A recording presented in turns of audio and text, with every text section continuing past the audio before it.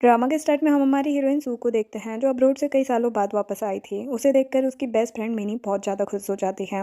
यहाँ पर हम मिनी के भाई को देखते हैं, जो सू के कार से उतरते ही उसके लिए अम्ब्रेला ओपन कर देता है ताकि उसे सन बर्न ना हो। सू से देखकर सोचने लगती है कि इस घर में सिर्फ हानि मेरी एज का है। इसका मतलब यही मेरे ग्रैंडपा के बिजनेस में उनका साथ देता होगा और शायद इसी से ग्रैंडपा ने मेरी एंगेजमेंट तय की होगी।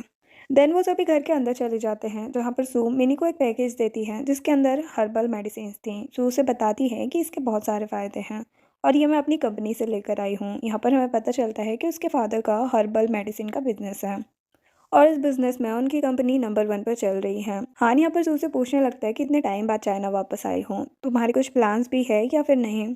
फिर वो लोग उसके भाई के बारे में भी पूछने लगते हैं, जो सुनते ही अचानक से सू को याद आने लगता है, लेकिन यहाँ पर उसे साफ साफ कुछ नजर नहीं आता। बस हम किसी को पानी में डूबते हुए देखते हैं। ये सब याद करके सू को चक्कर भी आने लगे थे, लेकिन तुरंत ही यहाँ पर ली आकर उसे संभाल लेता है। ली कोई और नहीं बल्कि मिनी और हान का अंकल होता है और हमारे ड्रामा का हीरो। यहाँ पर मिनी ली से उसका इंट्रोडक्शन करवाती है। ली उसे गेस्ट रूम बताने के लिए कहता है। देन वो लोग बेडरूम में होते हैं। मिनी यहाँ पर सू से कहने लगती है कि तुमने तो मुझे डरा ही दिया था। मिनी सू को वार्निंग देने लगती है कि देखो, घर में तुम किसी से भी टकरा जाना, लेकिन गलती से भी अंकल से मत टकराना, कि नज़र में भी मत आना, क्योंकि अंकल बहुत ही ज़्यादा स्कैरी पर्सन है। जिसके बाद हान काम कर रहा होता है। सू ऊपर से उसे देख रही होती है और मन ही मन बहुत ज़्यादा खुश हो रही होती है कि फाइनली अब मेरा लाइफ पार्टनर इतना अच्छा होने वाला है। तो फिर मैं ऐसे फैमिली वाली लाइफ को इमेजिन कर ही सकती हूँ। इतने में यहाँ पर मिनी आ जाती हैं, जो कि सू को अच्छे से देख रही होती है कि किस तरीके से वो उसके भाई को निहार रही थी। मिनी सू को चिढ़ाने भी लगती है और पूछती है कि आखिर तुम्हें हान में ऐसा क्या अच्छा लगा। सू उसे बताती है। मिनी कहती कि ठीक है, तुम उसे देखती जाओ, मैं तो जा रही हूँ सोने के लिए। यहाँ पर हान भी सू को देख लेता है कि किस तरीके से वो कब से ऊपर खड़ी उसे देखे जा रही है। जिसके बाद आधी रात का सीन दिखाया जाता है, जहाँ पर सू किचन में फ्लावर लेकर उसके पेटल्स को तोड़ने लगती है और कहने लगती है कि मेरी शादी हान से होगी या नहीं होगी। इतने में पीछे से यहाँ पर ली आ जाता है, जो कि फ्रिज ओपन करता है और सू तो उसे देखती ही रह जाती है। हमें बचपन का एक सीन दिखाया जाता है, जहाँ पर एक छोटी सी बच्ची बहुत रो रही थी एंड यहाँ पर ली आकर उसे एप्पल देकर जाता है। सेम इस बार भी ऐसा ही होता है। यहाँ पर सू होती है और ली उसे एप्पल ऑफर करता है। सू मन में कहने लगती है कि जब भी मैं यहाँ पर ली को देखती हूँ, ना जाने क्यों मेरी हार्ट बीट इतनी ज़्यादा फास्ट हो जाती है। लगता है मैं इससे कुछ ज़्यादा ही डर रही हूँ। वैसे ही इतना स्कैरी पर्सन भी नहीं है। देन मॉर्निंग का सीन दिखाया जाता है, जहाँ पर सू कॉल पर होती है। उसे पता चलता है कि उसके ग्रैंडपा का एक्सीडेंट हो गया है। सू मिनी को बताती है और वो लोग ग्रैंडपा से मिलने के लिए जाते हैं। ग्रैंडपा ठीक होते हैं, उसे कहने लगते हैं कि बस छोटा सा एक्सीडेंट था, इतनी परेशान मत हो, मैं जिंदा हूँ। सू कहती कि ग्रैंडपा आप ऐसी बातें मत किया करिए। ग्रैंडपा यहाँ पर उसके एंगेजमेंट के बारे में भी बात करते हैं। सू मन में सोचने लगती है कि हान और वो एक दूसरे को बहुत पहले से नहीं जानते, तो इतनी जल्दबाजी में शादी करना ठीक भी होगा या फिर नहीं। और यहाँ पर उसका जो कज़न जी होता है, वो कहने लगता है कि अच्छा हुआ तुम्हारी शादी हो रही है, अब तुम घर से चली जाओगी तो मुझे प्रॉब्लम नहीं होगी। अभी यहाँ पर मैनेजर आता है, जो कि ली फैमिली के आने की खबर देता है। तो ग्रैंडपा और सभी ली और फैमिली से मिलने के लिए चले जाते हैं। कज़न जी पूछने लगता है कि तुम पक्का शादी करने के लिए रेडी हो ना। सो मन में वापस से सोचने लगती है कि वो और मैं तो एक दूसरे को जानते नहीं हैं। जी से कहने लगती कि शायद ऐसा भी तो हो सकता है कि वो खुद इस एंगेजमेंट को कैंसिल करते हैं। तो जी कहने लगता है कि ऐसा हो ही नहीं सका, क्योंकि मैरिज प्रपोजल तो उन्होंने ही रखा था।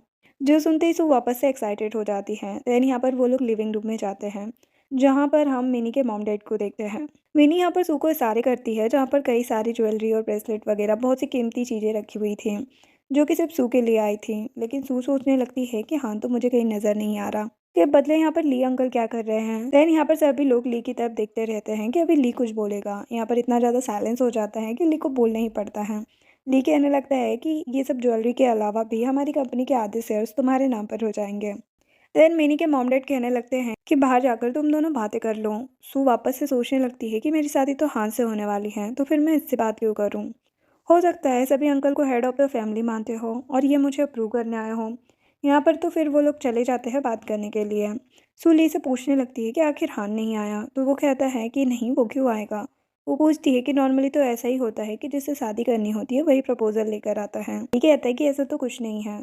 सू कहती कि ठीक है, तो फिर आप उसके बदले प्रपोजल लेकर आए हों। ली कहता है कि मैं उसके बदले प्रपोजल लेकर नहीं आया हूँ, जिसने प्रपोजल भेजा था वो कोई और नहीं, मैं ही हूँ। जो सुनकर सू तो हैरान रह जाती है। देन बाद में हमें सीधा शादी का सीन दिखाया जाता है, जो कि सू और ली की होती है। यहाँ पर वो लोग बहुत ही सुंदर लग रहे होते हैं। वो लोग शादी के कुछ फ़ोटो शूट भी करवाते हैं, जिसके बाद सू अपना घर छोड़कर ली के घर पर रहने के लिए आ जाती है। यहाँ पर रात हो गई होती है और सू ली से कहती है कि मैंने शावर ले लिया है, आप जा सकते हो। ली अंदर शावर लेने के लिए चला जाता है। सू कुछ ज़्यादा ही सोचने लगी थी कि मैं उससे बात करूँ या फिर चुप बैठी रहूँ, लेकिन अगर बात करूँगी तो क्या बात करूँगी। यही सोचते हुए वो डिसाइड करती है कि इससे अच्छा है कि मैं सो जाती हूँ, और वो सो जाती है।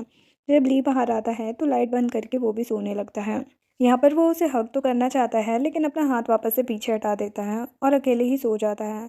दैन मॉर्निंग का सीन दिखाया जाता है जहाँ पर सू सोचती है कि ये रिंग मेरे हाथ में क्या कर रही है। तभी उसे याद आता है कि उसकी तो शादी हो चुकी है, लेकिन वहाँ पर ली नहीं होता तो उसे लगता है कि रात को ली उसके साथ नहीं सोया था।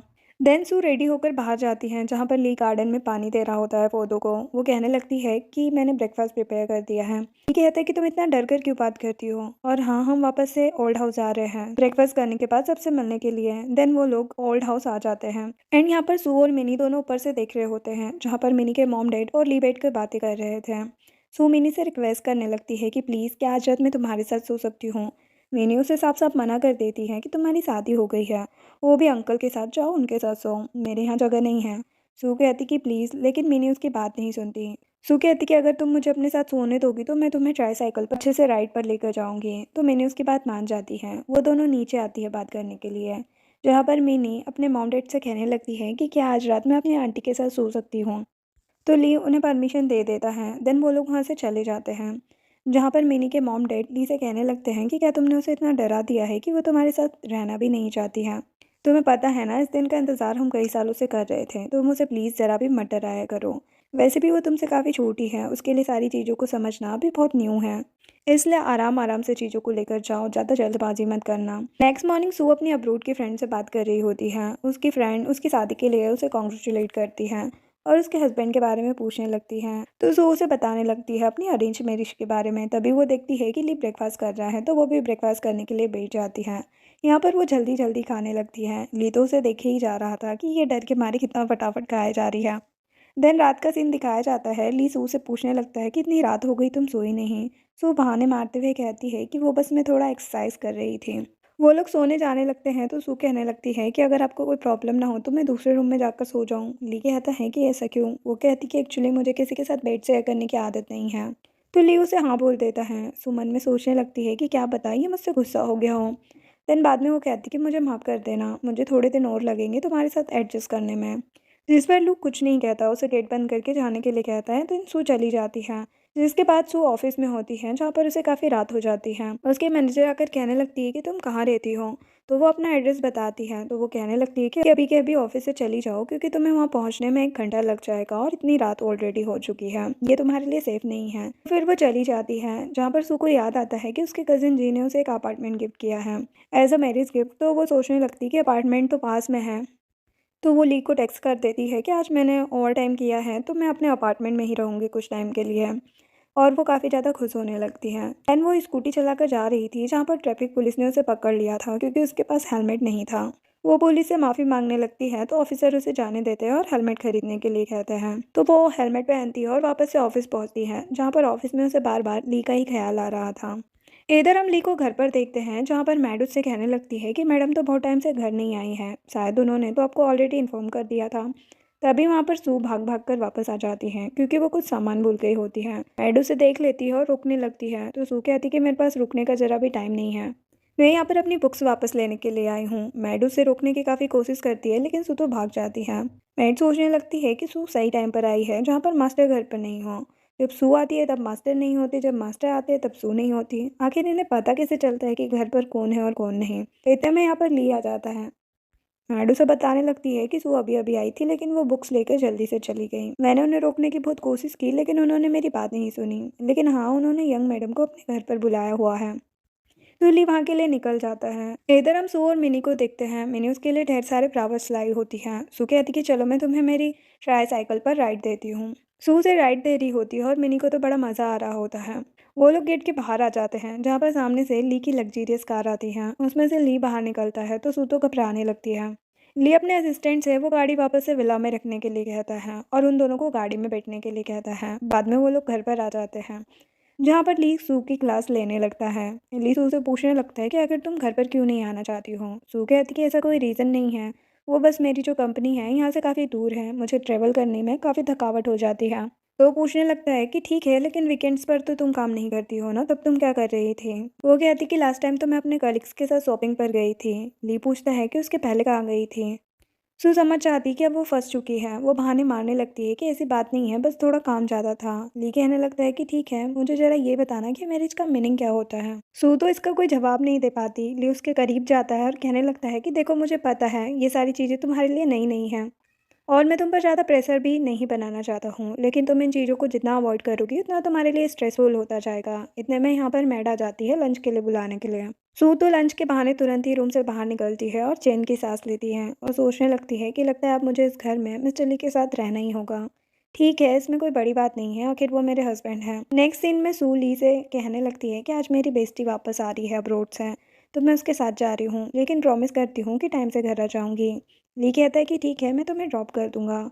सू कहती कि नहीं, कोई ज़रूरत नहीं है, मैं खुद चली जाऊंगी, और भाग जाती है। ली उसे पीछे से देखता है और हमें वापस से पास्ट का सीन दिखाया जाता है, जहाँ पर एक बच्ची होती है जो सेम तरीके से भाग रही थी। एंड हमें पता चलता है कि वो बच्ची कोई और नहीं बल्कि सू होती है, और यहाँ पर हम फर्स्ट टाइम ली के फेस पर स्माइल देखते हैं। देन वो उस होटल के एरिया में पहुँच जाती है और अपनी फ्रेंड डेजी को कॉल लगाती है और कहती है कि तुम वापस से भूल तो नहीं गई ना कि आज हम मिलने वाले हैं। डेजी कहती है कि मैं यहीं पर हूँ और मैं यहाँ पर एक हैंडसम लड़के को देख रही हूँ। यहाँ पर सू डेजी को पकड़ लेती है। डेजी उसे बताने लगती है कि तुम्हें पता नहीं है मैंने फ़िलहाल कितने हैंडसम लड़के को देखा है। सू कहती है कि जब देखो तुम आए दिन किसी न किसी नए लड़के के प्यार में पड़ती रहती हो। डेजी कहती कि नहीं नहीं, इस बार पक्का वाला प्यार है। ये लड़का कोई मामूली लड़का नहीं है, तुम भी उसे देखोगी तो उसके चाम पर फिदा हो जाओगे। यहाँ पर डेजी उसे उस लड़के को बताने लगती है। सू जब उस लड़के को देखती है तो हैरान रह जाती है, क्योंकि वो कोई और नहीं बल्कि ली होता है। डेजी बोले जा रही थी कि देखना, मैं जाती हूँ उससे बात करने के लिए और उससे उसका नंबर लेकर आऊँगी और अपनी बात को आगे बढ़ाऊँगी। सू कुछ कहना तो चाहती है, लेकिन डेजी उसे बोलने ही नहीं दे रही होती और कंटिन्यूअसली बोले जा रही थी। सू उसे लेकर जाने लगती है तो डेजी कहती कि नहीं रुको, मैं पहले वहाँ जाकर उसका नंबर ले लेती हूँ। सू कहती कि मेरे पास उसका नंबर ऑलरेडी है। डेजी तो हैरान हो जाती कि उसका नंबर तुम्हारे पास क्या कर रहा है। तभी ली सू को देख लेता है, उसकी तरफ आने लगता है, लेकिन डेजी को लगता है कि ली उसकी तरफ आ रहा है तो अपना मेकअप सेट करने लगती है। ली कहने लगता है कि ये तो कोइंसिडेंट हो गया। डेजी मन में सोच रही होती है कि कितना फ्लर्टी वाला लाइन बोल रहा है। ली पूछने लगता है कि क्या हम मिलकर डिनर कर सकते हैं। डेजी हाँ बोलने लगती है, लेकिन ली यहाँ पर हाथ देता है सू को। सू कहती है कि ये मेरे हस्बैंड हैं। तब जाकर डेजी को बड़ा झटका लगता है और वो काफ़ी एम्बेरस भी फील करने लगती है। देन वो लोग डिनर के लिए जाते हैं, जहाँ पर हम जाओ को भी देखते हैं। जाओ यहाँ पर सू को अपने आप से इंट्रोड्यूस करवाता है और सू से हैंडशेक करने जा रहा था, लेकिन ली उसका हाथ पकड़कर खुद ही हैंडशेक कर लेता है। देन वो लोग डिनर के लिए बैठ जाते हैं। देन वो एक वाइन के बारे में बताने लगता है, लेकिन ली यहाँ पर सू के लिए नॉन अल्कोहलिक ड्रिंक मंगवाता है। डेजी यहाँ पर उसके जेंटल बिहेवियर को देखे जा रही थी। सू ली को देख रही होती है। ली उसे कहने लगता है कि क्या तुम्हें ये ड्रिंक ट्राई करना है। सू कहती कि हाँ, बस थोड़ा सा। ली कहता है कि ठीक है, लेकिन बस एक ही सिप पीना, क्योंकि ये बहुत ज़्यादा स्ट्रॉन्ग ड्रिंक है। जैसे ही वो पीने जाती है, डेजी बीच में कहने लगती कि मुझे वॉशरूम जाना है, तो क्या तुम मेरे साथ चल सकती हो, और उसे बहाने से बाहर ले आती हैं। और फिर उससे कहने लगती है कि जब मैंने फर्स्ट टाइम तुम्हारे हस्बैंड को देखा था तब मुझे पता नहीं था कि वो तुम्हारा हस्बैंड है। अगर मुझे पता होता तो मैं उस नज़र से बिल्कुल नहीं देखती। सू कहती है कि तुम टेंशन मत लो, मुझे पता है कि ये बस एक गलत फहमी थी। डेजी कहने लगती है कि देखने में तो तुम्हारा हस्बैंड बहुत ही हैंडसम है, और रही बात एक्शंस की तो वो तुम्हें बड़े अच्छे से ट्रीट करता है। सू को तो कुछ समझ नहीं आ रहा था। डेजी कहने लगती है कि देखो, वर्ड्स झूठ बोल सकते हैं लेकिन एक्शन नहीं। उसके एक्शन से ही पता चल रहा है कि वो तुम्हारी कितनी केयर करता है। सू कहने लगती है लेकिन मेरी तो अरेंज मैरिज हुई है, हम दोनों तो प्यार में भी नहीं है। डेजी कहती है कि अभी प्यार में नहीं हो, लेकिन धीरे धीरे तुम दोनों को एक दूसरे से प्यार हो ही जाएगा। जब तुम एक दूसरे को अच्छे से जानने लगोगे तो फीलिंग डेवलप होने लग जाएगी, और मैं तुम्हें बता रही हूँ कि तुम दोनों एक दूसरे के लिए परफेक्ट हो। और ली की आंखों में तो ऑलरेडी मैं तुम्हारे लिए प्यार देख सकती हूँ। देन बाद में वो लोग उस रूम में डिनर के लिए चले जाते हैं। यहाँ पर ली को कॉल आ जाता है तो वो बाहर चला जाता है और सू उस ड्रिंक को ट्राई करती है। उसका टेस्ट सू को बड़ा पसंद आता है तो वो तो धीरे धीरे करके पूरा ड्रिंक ही पी जाती है। जाओ यहाँ पर उसे रोकना तो चाहता था, लेकिन कुछ बोल नहीं पाता है। और डेजी तो बस मजे लिए जा रही थी और काफ़ी एक्साइटेड थी कि इसके बाद क्या होने वाला है। वे यहाँ पर ली आ जाता है जो सू को देखता है। सू तो पूरे नशे में होती है। ली जाओ को देखने लगता है तो जाओ कहता है कि मैंने उसे ड्रंक नहीं करवाया है, वो खुद ब खुद पिए जा रही थी। मैंने रोकने का सोचा, लेकिन तुम्हारी वाइफ को मैं कैसे कुछ कह सकता हूँ। डेजी भी बहाने मारने लगती है। ली सू को उठाकर ले जाने लगता है, जहाँ पर सू का पैर फिसल जाता है तो ली उसे संभाल लेता है। देन वो लोग कार में होते हैं और सू उसके ऊपर बैठी होती है। ली कहने लगता है तुमने कुछ ज़्यादा ही पी ली है। सू कहती कि नहीं नहीं, मैंने ज़्यादा ड्रिंक नहीं किया है, बस एक ही सिप ली है। वो सोचने लगता है कि आखिर मैं ऐसे क्या कहूँ। इतने में ही वो लोग घर पहुंच जाते हैं। ली कहता है कि घर पहुंच चुके हैं। सू कहती है कि ये तो बड़ा छोटा सा घर है, मेरा जो घर है ना वो बहुत ही बड़ा है। लेकिन तुम हो कौन? ली उसे कुछ समझाता नहीं है और उठाकर सीधा अंदर चले जाता है। सू बोली जा रही थी कि तुम मुझे कोई भी नुकसान नहीं पहुंचा सकते हो, तुम्हें पता नहीं है मेरा हस्बैंड कौन है। ली उसे उसका मुंह बंद करने के लिए कहता है और कहता है कि ध्यान से देखो। वो कहने लगती है कि ध्यान से तुम्हें नहीं देखने वाली, मैं सिर्फ अपने हस्बैंड को ही ध्यान से देखती हूँ। अगर उसे पता चला कि तुमने मुझे टच किया तो वो तुम्हें जेल पहुंचा देगा। देन बाद में यहाँ ली उसके लिए मेडिसिन लेकर आता है। सू उसे हक किए जा रही थी, फिर वो मेडिसिन खा लेती है और फिर उसे देखे ही जा रही थी। ली कहते कि अब तो तुम्हें पता चल गया होगा कि मैं कौन हूँ। सू कहती कि हाँ तुम मेरे हस्बैंड हो, और फिर से उसे देखे जा रही थी और उसके करीब जाती है। ऐसा लग रहा था जैसे वो उसे किस करेगी, लेकिन किस करने की बजाय उसे टीस करने लगती है। ली कहते कि तुमने जानबूझकर किया ना। वो कहती कि हाँ, और फिर से दोनों एक दूसरे को देखने लगते हैं। यहाँ पर ली फिर उसे किस करने के लिए जाता है। देन सीधे मॉर्निंग का सीन दिखाया जाता है जहाँ पर सू ये सब सपना समझकर उठ जाती है और कहने लगती है कि आखिर मैं ऐसे सपने कैसे देख सकती हूँ। खुद को समझाने लगती है कि तुम्हें ऐसे सपने नहीं देखने चाहिए। देन वो नीचे जाती है। ली कहने लगता है कि तुम ठीक हो या फिर तुम्हारे सर में दर्द है। वो कहती कि मैं तो एकदम ठीक हूँ, और ऐसे भी कल रात ड्रिंक करने के बाद मुझे कुछ याद नहीं है। ली कहता है कि तुम्हें कुछ भी याद नहीं है। वो कहती कि हाँ क्यों? वो कहते हैं कि कुछ भी नहीं, ये बोलकर वहां से चला जाता है। यहाँ पर सू को कॉल आता है डेजी का, तो वो चली जाती है। मैड ली से कहने लगती है कि क्या आपको पता है मैडम कहाँ गई है। ली गुस्से में मैड को ना बोल देता है और उसे काफ़ी ज़्यादा गुस्सा आ रहा होता है क्योंकि सू को कल रात का कुछ भी याद नहीं होता। इधर सू डेजी के साथ एक होटल में होती है। जब वो कई सारे फोटोज निकाल रहे होते हैं, सेम इसी होटल में जी भी होता है जो कि ली का कॉन्ट्रैक्ट साइन करवाने के लिए आया था मिस्टर जैक के साथ में। यहाँ पर जैक जो है वो सू को देख लेता है, तो जैक जी से कहने लगता है कि हम लोग इस डील को किसी और दिन कंप्लीट करेंगे, फिलहाल मुझे कुछ इंपॉर्टेंट काम है। और वो सू से बात करने के लिए चला जाता है। डेजी कहती कि क्या तुम इसे जानती हो। यहाँ पर जाओ भी होता है जो कि ली को कॉल करके पूछने लगता है कि क्या मैडम मिस्टर जैक को जानती है, लेकिन इस बारे में ली को भी कुछ पता नहीं होता है। इधर सू जैक को देखकर सोचने लगती है कि इस कमीने को कौन भूल सकता है, इससे बड़ा प्ले बॉय तो कोई हो ही नहीं सकता है। क्या बताओ, हर एक लड़की के साथ प्ले करना इसका काम है। जैक कहने लगता है कि देखो मैं मानता हूँ पास में मैंने बुरे काम किए हैं, इसका मतलब ये नहीं है कि मैं एक चांस भी डिजर्व नहीं करता हूँ। वो कहती है कि चांस की बात तो आती ही नहीं है, तुम मेरे एक्स हो और हमारा ब्रेकअप हो चुका है, तो मेरे प्रेजेंट और फ्यूचर से तुम्हारा कोई काम नहीं है। जैक कहने लगता है कि देखो मैं अपनी गलती मानता हूँ कि मैंने तुम पर चीट किया, लेकिन मैं उस लड़की को उस कंपनी से फायर कर चुका हूँ, अब मेरा और उसका कोई रिश्ता नहीं है। सू कहती है कि अगर नहीं भी किया हो तो मुझे इससे क्या ही फर्क पड़ता है, क्योंकि मेरी तो शादी हो चुकी है। जैक उसका रिंग निकालने की कोशिश करता है तो सू गुस्सा हो जाती है। जैक कहने लगता है कि रही बात रिंग की, तो मैं तुम्हें इससे भी अच्छी डायमंड रिंग बनवा के दे सकता हूँ। सू को तो गुस्सा आ जाता है, वो जैक को गुस्से में आकर थप्पड़ लगा देती है। देन यहाँ पर जाओ आ जाता है जो कि सू को सिस्टर इन लॉ कहने लगता है और कहता है कि ली ने आपको घर पर बुलाया है। जैक को भरोसा हो जाता है कि इसकी तो सच में शादी हो चुकी है।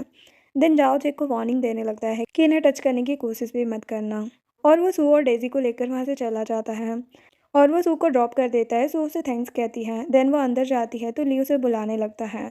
ली यहाँ पर सोफा पर एक डेविल की तरह बैठा होता है। सू जाती है और कुछ कहने वाली थी, लेकिन ली उसे ऊपर जाकर रेस्ट करने के लिए कहता है। सू जाते जाते सोचने लगती है, लगता है ये रात भर मेरा ही वेट कर रहा था, लेकिन उसे ये जानकर काफ़ी खुशी भी होती है। एंड सुबह हो जाती है जहाँ पर सू मैट से पूछने लगती है कि मिस्टर ली कहाँ हैं। वो कहती है कि मास्टर तो सुबह सुबह बिजनेस ट्रिप के लिए निकल गए और उन्होंने कहा है कि अगर आपको आपके पुराने वाले अपार्टमेंट में रहना है तो आप वहाँ जाकर रह सकती हो, ताकि आपके लिए चीज़ें मुश्किल ना हो। सू समझ जाती है कि ये मुझसे गुस्सा होगा। उसे याद आता है कि जाओ ने शायद ली को बता दिया होगा कि कल रात वो अपने एक्स से मिली थी। देन जिसके बाद वो डेजी और मिनी से मिलती है और सारी बातें बताती है। डेजी कहने लगती है कि मुझे तो लगता है कि तुम्हारा हस्बैंड जेलस फील कर रहा है। मिनी कहने लगती है कि हाँ देखो वो बिजनेस ट्रिप पर गए हैं और उन्होंने तुम्हें टैक्स भी नहीं किया। डेजी कहती कि हाँ शायद वो तुम्हारे टैक्स का वेट कर रहा हो। देन किसी का कॉल आता है तो उन्हें लगता है कि शायद ली का कॉल होगा, लेकिन ये कॉल तो जी का होता है जो कि उसका कजिन होता है। यहाँ पर जी सू को सारी बातें बताने लगता है और कहते हैं कि मिस्टर ली साइड में ही बैठे हैं, तुमसे बात करना चाहते हैं। ली सू से कहने लगता है कि कहीं तुम्हें कोई प्रॉब्लम तो नहीं है ना घर पर। सू को ये जानकर अच्छा लगता है कि ली को अभी भी उसकी फिक्र है और वो उससे गुस्सा नहीं है। सू कहती कि नहीं कोई प्रॉब्लम नहीं है, वैसे मैं नॉर्मली पूछ रही थी कि आप कब तक आओगे, वो मैंने घर में प्लांट्स लगाए थे ना, उसमें बहुत प्यारे प्यारे फ्लावर्स आए हैं। तभी मिनी फोन छीन लेती है और अपने अंकल से कहने लगती है कि ये तो बस बहाने बना रही है, एक्चुअल में सू आपको कुछ ज्यादा ही मिस कर रही है, उसने खाना भी नहीं खाया और उसका वेट लॉस होता जा रहा है। देन यहाँ पर सू फोन ले लेती है। ली तो मन ही मन मुस्कुरा रहा होता है और कहने लगता है कि तुम्हें प्रॉपर मील लेना चाहिए और अगर तुम्हें कोई गिफ्ट चाहिए हो तो तुम मुझे बता देना। सू कहती कि नहीं, फ़िलहाल तो मुझे कुछ नहीं चाहिए। और कॉल कट हो जाता है। कॉल कट होने के बाद यहाँ पर डेज़ी और मिनी दोनों ही मिमिक्री करते हुए सू को चिढ़ाने लगते हैं। देन रात का सीन दिखाया जाता है जहाँ पर सू अपनी टीम के साथ डिनर पर गई होती है। वो लोग क्लब में होते हैं, तो ली को भी क्लब का एड्रेस और सारी बातें बता देती है। देन उसे वॉशरूम जाना होता है जहाँ पर वो ली को टेक्स्ट किए जा रही थी और टेक्स्ट करते करते वो किसी और रूम में ही चली जाती है जहाँ पर कुछ लड़के उसे छेड़ने लगते हैं और उसे रुकने के लिए कहते हैं।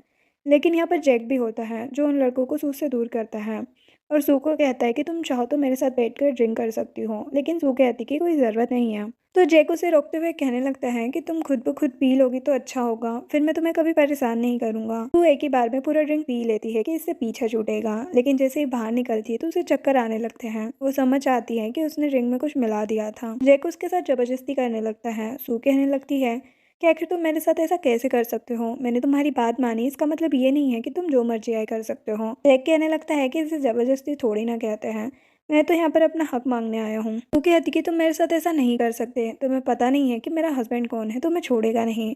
जैक कहता है कि तुम्हारा हस्बैंड वो तो अभी यहाँ पर है ही नहीं ना, तुम ही अपने हस्बैंड के बारे में बड़ी बड़ी बातें करती रहती हो। इतने में हम देखते हैं कि ली भी उसी क्लब में होता है और वो सू को देख लेता है। वो जल्दी से आकर जैक को पंच करता है और सू को उठाकर वहाँ से ले जाने लगता है। जैक यहाँ पर ली को देखकर पहचान जाता है। देन वो लोग कार में होते हैं। सूली से माफ़ी मांगने लगती है और कहती कि मैं उस रूम में जानबूझकर नहीं गई थी, मैं गलती से चली गई और मुझे पता नहीं था कि वहाँ पर ये सब हो सकता है। ली कहने लगता है कि कोई बात नहीं, मैं जानता हूँ कि तुमसे गलती हो गई, तुम्हें अपने आप को ज़्यादा एक्सप्लेन करने की ज़रूरत नहीं है। सू उसे हक करने लगती है क्योंकि उसे काफ़ी ज़्यादा डर लग रहा था जो कि जेक ने उसके साथ किया था। ली कहता है कि डरो मत, हम जल्दी घर पहुंच जाएंगे और वैसे भी अब मैं हूं ना तुम्हारे साथ। देन वो उसे लेकर घर आ जाता है जहाँ पर वो उसे वेट करने के लिए कहता है, लेकिन सू डरने लगती है। ली कहता है कि मैं बस मेडिसिन लेकर वापस आ रहा हूँ। वो उसके लिए मेडिसिन लेकर आता है। सोचने लगती है कि जितना मुझसे करीब होता जा रहा है मैं उतना ही अपने आप को कंट्रोल नहीं कर पा रही हूँ। देन वो ड्रग को कंट्रोल करने के लिए उसे बाथटब में भी लेकर जाता है। जिसके बाद जब वो लोग बाहर आते हैं तो सू सोचने लगती है कि न जाने क्यों मुझसे तो कंट्रोल ही नहीं हो रहा है। फिर वो यहाँ पर उठती है तो ली कहने लगता है कि मैंने डॉक्टर को इन्फॉर्म कर दिया है, वो कुछ ही टाइम में आती होगी। सू अपने आप को बहुत होल्ड बैक करने की कोशिश करती है, लेकिन फिर वो ली को किस करना स्टार्ट कर ही देती है।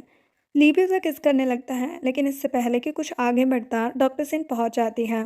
देन वो सू का चेकअप करने लगती है और कहती कि कुछ ज़्यादा सीरियस बात नहीं है, ये तो नॉर्मल ड्रग है जो कि सू को दिया गया है, मैं कुछ मेडिसिन लिख देती हूँ। सू मन में सोचने लगती है कि सब कुछ अच्छे से जा रहा था और ये डॉक्टर आ गई। सू को तो यहाँ पर मेडिसिन लेने का भी मन नहीं करता। डॉक्टर उसे अपना ख्याल रखने का बोलकर चली जाती है। देन सू सो जाती है। जैसे ही सू सोती है उसे सपना आने लगता है जो कि उसके बचपन का सपना होता है, जहाँ पर वो एक लड़के को रुकने के लिए बोल रही थी। वो लड़का कहता है कि तुम टेंशन मत लो, मैं अभी किसी को हेल्प के लिए लेकर आता हूँ। जहाँ पर ली उसे उठाने की कोशिश करता है। सो उठती है तो सीधा रोने लगती है। ली कहती कि कोई बात नहीं, ये तो बस एक बुरा सपना था, लेकिन वो कहती है कि ये सपना नहीं था, ये बोलकर और ज़्यादा रोने लगती है। ली उसे संभालने की कोशिश करता है और उसे धीरे धीरे सुलाने लगता है। देन मॉर्निंग का सीन दिखाया जाता है। सो कुछ ज़्यादा ही ओवर थिंक कर रही होती है। ली पूछने लगता है कि क्या तुम मुझसे कुछ ज़्यादा ही डरती हो। सो कहती कि नहीं तो, लेकिन वो उसके साथ आई कांटेक्ट भी नहीं कर पाती है। ली उसका फेस पकड़कर अपनी तरफ करता है जहाँ पर उनकी क्लोजनेस वापस से बढ़ जाती है। ली उसे किस करने के लिए आगे बढ़ता है। सुबह उसे नहीं रोकती है। ली कहता है कि मैं तुम्हें कभी भी बुली नहीं करूंगा और ना ही बुली होने दूंगा, ब्रेकफास्ट के लिए रेडी होकर आ जाओ। और उसके जाने के बाद सू तो ब्लश करने लगी थी और सोचती है कि जब जब मैं ड्रिंक करती हूँ तब तो एकदम अलग ही माहौल बन जाता है। वो दोपहर के टाइम पर वापस से सोचने लगती है कि क्यों ना मैं वापस से ड्रिंक करके देखूँ कि क्या होता है, लेकिन इतने में यहाँ पर ली आ जाता है तो सू फिर डर जाती है और कहती है कि मैं तो बस एक्सपायरी चेक कर रही थी। लू कहता है कि कोई बात नहीं, ये सब छोड़ो, मैं तुम्हारे लिए गिफ्ट लेकर आया हूँ। सू तो गिफ्ट देखकर काफ़ी खुश हो जाती है और उसे हक करने के लिए आगे तो बढ़ती है लेकिन रुक जाती है। ली अपने आप ही खुद की बाहें खोलता है, उसे हक करने के लिए बुलाता है तो वो उसे हक करती है और गिफ्ट के लिए थैंक यू कहती है और उसे एक क्विक सी किस देकर वहाँ से भाग जाती है। ली भी स्माइल करने लगता है। देन रात का सीन दिखाया जाता है जहाँ पर रूम में ली जाता है। सू कहने लगती है कि क्या आज तुम यहीं पर सोओगे। वो कहता है कि मैं हर दिन यहीं पर सोऊंगा और फिर से इन दोनों के बीच किस होने लगता है। सू बहुत खुशी खुशी उसे हक करती है। देन नेक्स्ट डे का सीन दिखाया जाता है जहाँ पर मिनी उसे कॉल पर मिलने के लिए बुलाती है, लेकिन वो कहती कि नहीं, मेरे पास अभी और भी इम्पोर्टेंट काम है। जहाँ पर सू टिफिन बॉक्स लेकर ड्राइवर को सीधा ऑफिस चलने के लिए कहती है और वो ली के ऑफिस पहुँच जाती है जहाँ पर ली के साथ वो सीन को देखती है सू कहने लगती है कि मैं तो बस तुम्हारे लिए लंच लेकर आई थी, मुझे नहीं पता था कि डॉक्टर सिन भी यहाँ पर होगी, वरना मैं उनके लिए भी लंच लेकर आती। यहाँ पर सू सिन को अपना नाम बताती है। सिन उसका नाम सुनकर न जाने क्यों काफ़ी ज़्यादा इमोशनल हो जाती है। बाद में उससे पूछती है कि आखिर तुम बॉर्न कहाँ पर हुई थी। सू उसे सब कुछ बताते हुए थैंक यू कहने लगती है, तो सिन उसके पास आकर उसे हक करने लग जाती है। देन यहाँ पर सू उसके हाथ में लगे ब्रेसलेट के बारे में पूछती है, तो सिन कहती है कि ये किसी स्पेशल पर्सन ने मुझे दिया है। एंड वो सीधा ली की तरफ देखती है, तो सू को यहाँ पर डाउट होता है। सू सोचने लगती है कि जितने अच्छे से मुझसे बात कर रही थी, इतनी अच्छी तो मुझे लगती नहीं है। देन सिन कहती कि तुम दोनों बातें करो, मैं जाती हूँ, और चली जाती है। जहाँ पर सू ली की तरफ देख रही थी। ली कहता है कि हम घर चलते हैं, तो सू उसे हाँ बोलकर उसके साथ जाने लगती है। बाद में वो लोग घर आ जाते हैं, जहाँ पर सभी लोग ली को बर्थडे विश करने लगते हैं। सू कहती है कि कैंडल ब्लो करने से पहले कुछ विश मांगना मत भूलना। ली कहते कि मैं बच्चा थोड़ी ना हूँ जो विश मांगता रहूँगा। सभी लोग विश मांगने के लिए कहने लगते हैं। तो यहाँ पर ली कैंडल ब्लो करते हुए सोचता है कि मेरी विश तो ऑलरेडी पूरी हो गई है, जो कि तुम थी। देन यहाँ पर वो दोनों केक कट करते हैं। फिर इसके बाद वो लोग बेडरूम में जाते हैं, जहाँ पर ली उसे किस करने लगता है, तो सू पीछे हट जाती है। ली पूछता है कि क्या मुझसे कुछ गलती हो गई है। सू उसे यहाँ पर मना कर देती है और वो भी उसे किस करने लगती है। मॉर्निंग का सीन दिखाया जाता है, जहाँ पर सू अपने डॉक्टर को कॉल लगाकर बताने लगती है कि मुझे बहुत टाइम से मेरे पास्ट के बारे में कोई भी ख्याल नहीं आया है, लेकिन कुछ दिनों से मुझे पहले की चीज़ें याद आने लगी हैं। वैसे फ़िलहाल मैं अपनी लाइफ में बहुत खुश हूँ और वो दिन मुझे कुछ ज़्यादा तो याद नहीं आते हैं।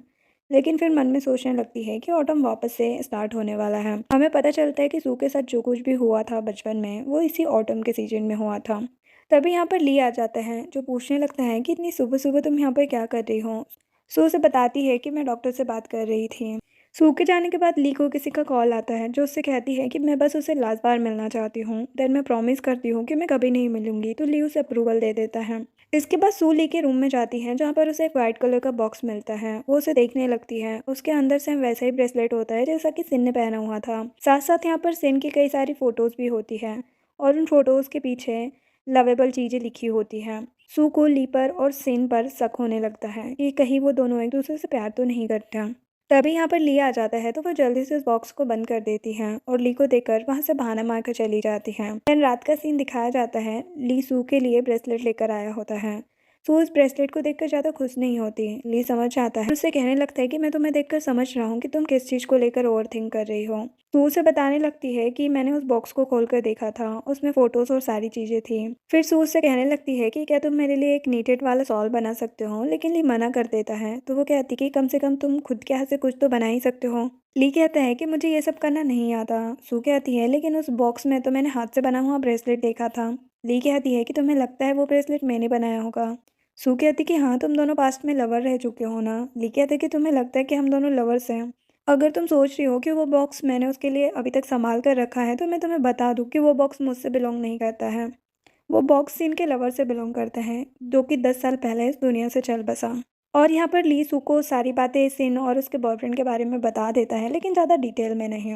देन सू ली से माफ़ी मांगने लगती है, तो ली कहता है कि कभी भी तुम्हें कुछ भी डाउट हो तो पहले मुझसे बात करना और उसे क्लियर करना। इतना ज़्यादा ओवर थिंक करने की ज़रूरत नहीं है। एंड दोनों किस करने लगते हैं। नेक्स्ट डे सू अपने भाई की ग्रेव पर जाती है और उसे याद करके काफ़ी रोने लगती है और कहती कि मेरी फिक्र करने की ज़रूरत नहीं है, मैं बहुत खुश हूँ। हमें फिर से पास्ट का सीन दिखाया जाता है। एक्चुअल में जो लड़का डूब रहा होता है वो कोई और नहीं बल्कि सू का भाई होता है, और वो भी वहीं पर थी लेकिन उसे बचा नहीं पाई थी। यहाँ पर ली भी होता है, जो उसे देख लेता है और वो भी उसके भाई की ग्रेव पर ग्रीट करने के लिए जाता है। बस सू बीच साइड पर जाती है, जहाँ पर एक लड़की डूब रही होती है। यहाँ पर कोई भी उसकी हेल्प नहीं कर रहा होता, क्योंकि किसी को भी स्विमिंग नहीं आती है। तभी यहाँ पर उस डूबने वाली लड़की का भाई और उसकी मॉम आते हैं और उसके बारे में सबसे पूछ रहे होते हैं। सू उसका फोटो दिखाती है, तो तुरंत ही उसका भाई पानी में कूद जाता है और अपनी बहन को बचाता है। मॉम उस लड़की को काफ़ी डांटने लगती है कि अगर तुम्हें कुछ हो जाता तो। वो भी उनसे सॉरी कहने लगती है। सू काफ़ी खुश होती है कि उस लड़की की जान बच गई। देन बाद में वो सभी लोग वहाँ से चले जाते हैं, लेकिन यहाँ पर सू वापस से अपनी ट्रॉमा वाली चीज़ें याद करने लगती है, क्योंकि ठीक इसी तरह उसका भाई भी पानी में डूब रहा होता है, लेकिन उसकी हेल्प करने के लिए कोई नहीं आता। उसे खुशी तो हो रही होती है कि वो लड़की बच गई, लेकिन अपने भाई के जाने का दुख वो भूल नहीं पा रही थी। और वापस से अपनी पास्ट की सारी चीज़ें उसे याद आने लगती है। उसे समझ नहीं आ रहा होता कि आखिर वो क्या करें। इतने में ही यहाँ पर ली उसे ढूंढते हुए आ जाता है और उससे बातें करने लगता है। वो उससे माफ़ी मांगता है कि मुझे माफ़ कर देना, मैं सही टाइम पर किसी को वहाँ पर लेकर नहीं आ पाया। सू को समझ नहीं आ रहा होता कि ये बोल क्या रहा है। तभी सू को क्लिक होता है कि वो लड़का जिसने ये कहा था कि मैं हेल्प लेकर आता हूँ, वो कोई और नहीं बल्कि ली था। जो कि किसी को हेल्प के लिए बुलाने तो गया था, लेकिन कोई उसे मिला नहीं था। जिसके बाद सू वापस से अपने भाई की ग्रेव पर जाती है। यहाँ पर उसके पीछे पीछे ली भी चुपचाप चला जाता है। यहाँ पर सू उसे पूरी स्टोरी बताने लगती है तो ली उससे माफी मांगते हुए कहता है कि मैं गया तो था हेल्प मांगने, लेकिन काफी रात हो गई थी और कोई भी मेरी बातों पर भरोसा नहीं कर रहा था। सू कहती कि तुम्हें माफी मांगने की जरूरत नहीं है, तुम उस टाइम मेरे साथ थे जहाँ पर तुमने मुझे अंदर जाने से मना किया, वरना मैं भी अपनी जान खो बैठती। और उसे हक करने लगती हैं। ली भी उसे हक करता है और पूछता है कि क्या तुम अभी भी मुझसे गुस्सा हो। वो कहती कि नहीं। ली कहता है कि देखो, अगर तुम मेरे साथ कंफर्टेबल नहीं हो तो तुम खुद का डिसीजन ले सकती हो, मैं तुम्हारे साथ ज़बरदस्ती नहीं करना चाहता और तुम्हें कोई भी स्ट्रेस नहीं देना चाहता, लेकिन अगर तुम मुझसे पूछोगी तो मैं तुम्हें अपनी लाइफ में ज़रूर चाहता हूँ। सू कहने लगती है कि मैंने तो तुमसे एक बार भी नहीं कहा कि मैं तुम्हें छोड़कर चली जाऊंगी, मैं बस थोड़ी सी ड्रामेटिक हो गई हूँ। देन वो लोग यहाँ से जाने लगते हैं। सू उससे लाइटर मांगती है और उसे फूंक मारती है और कहती है कि याद है बचपन में तुमने एक बार ऐसा किया था। फिर उसे पूछने लगती है कि आखिर तुम्हें कब पता चला कि मैं वही लड़की हूँ। ली उसे एक एक करके सारी बातें बताने लगता है कि तुम्हारे मॉम डैड अब्रोड चले गए थे और मेरे मॉम डैड तुम्हारे मॉम डैड को ऑलरेडी जानते थे, लेकिन मुझे लगा था कि तुम मुझे देखोगी तो मुझे पहले से ही पहचान जाओगे। फिर जब तुम घर पे आई तो मैंने तुम्हें कई सालों बाद देखा और मैं पहचान गया कि तुम वही बचपन वाली लड़की हो, लेकिन यहाँ पर मुझे अच्छे से पता है कि तुम्हारी नज़र हान की तरफ थी, तुम्हें उस पर क्रश था ना। वो कहती है कि मैं खुद ही कंफ्यूज थी हान को लेकर। और यहाँ पर हम बीच रास्ते में कार को देखते हैं जो कि सिन की होती है। सुमन में वापस से सोचने लगती है कि आखिर इतनी रात को ये यहाँ पर कर क्या रही है। सिन कहती कि मैं तुमसे मिलने आई हूँ, ना कि ली से। यहाँ पर वो सू से स्माइल करते हुए बातें करने लगती है और उसे वापस से हक करने लगती है। वो ऐसा कर रही होती है जैसे कि वो सू को बहुत पहले से जानती हो और वो उसकी काफ़ी अपनी हो। जिसके बाद सू अपना फ़ोन देख रही होती है। ली भी वहाँ पर आ जाता है। सू उससे पूछने लगती है कि आखिर तुम और सिन एक दूसरे को कब से जानते हो। ली कहते कि हम तो एक दूसरे को बचपन से ही जानते हैं। सू पूछती है कि क्या बचपन में वो मेरी जैसी दिखती थी। ली कहते कि नहीं, वो तो अपने घर की इकलौती बेटी है। फिर वो कहती कि क्या पता उसकी कोई फ्रेंड हो जो मेरे जैसी दिखती हो। ली कहता कि नहीं, वो तो बचपन में टॉमबॉय जैसी रहती थी, तो उसके मेल फ्रेंड्स ही ज़्यादा थे। फिर ली कहता है कि आखिर तुम ये सब क्वेश्चन क्यों कर रही हो। सू कहती है क्योंकि वो जब भी मुझसे मिलती है तो वो ऐसे बिहेव करती है जैसे वो मुझे बहुत पहले से जानती हो। मुझे लगा कि शायद मेरे जैसे दिखने वाली किसी लड़की को वो जानती हो और वो दोनों पहले से काफ़ी क्लोज हो। ली कहता है कि नहीं, ऐसी कोई बात नहीं है, लेकिन शायद ये हो भी सकता है। उसके बाद सू सिन के इन्वेस्टिगेशन स्टार्ट कर देती है। तभी उसे उसकी होम टीचर का कॉल आता है। वो कहने लगती कि मेरी बात कुछ दिन पहले सीन से भी हुई थी, उसने कहा था कि वो तुमसे मिली है। सू को कुछ कुछ याद आने लगता है। वो पूछती है कि सिन, क्या वो हमारे स्कूल में थी। टीचर कहती कि हाँ, तुम्हें पता है ना वो तुम्हारे भाई की कितनी अच्छी फ्रेंड थी। तभी उसे पास्ट की बात याद आती। जब वो हॉस्पिटल में थी तब एक और लड़की उसके भाई से मिलने आई थी, लेकिन वो अंदर जाने से काफी डर रही थी। तब जाकर उसे समझ में आ जाता है कि उसका भाई और सीन एक दूसरे को डेट कर रहे होंगे और काफी अच्छे फ्रेंड थे।